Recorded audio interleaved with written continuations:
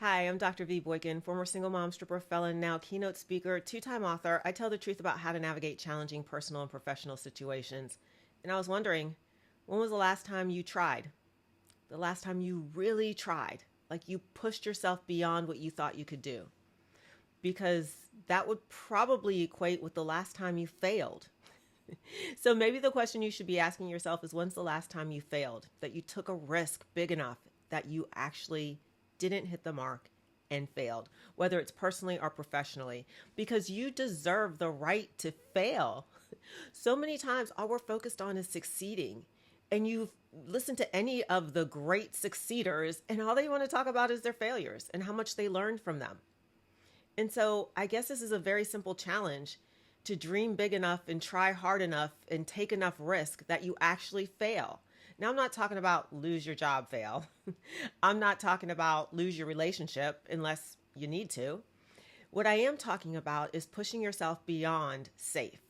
Now, that can be a really tricky thing, especially in this job market. And I don't want to suggest that I'm out of touch by suggesting that you fail.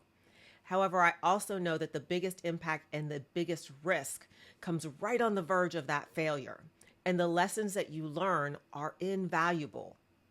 So, if you have a manager that's anywhere near worth their salt, talk to them about wanting to fail.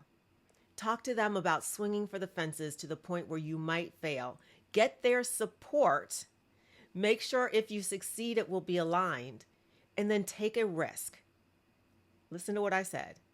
Talk to your manager about wanting to swing so big and take a risk and stretch and grow so much that there is the possibility of failure. Get their support and then take a chance, because that's where the big payoff comes in. That may be looking for another job, in which case maybe don't clue in your manager so much, depending on how supportive they are.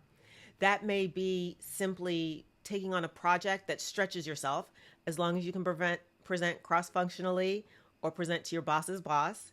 That may also mean taking a different role or job within the same company, taking a risk. Make sure you have your manager's support. You only need to have 50% of the skills.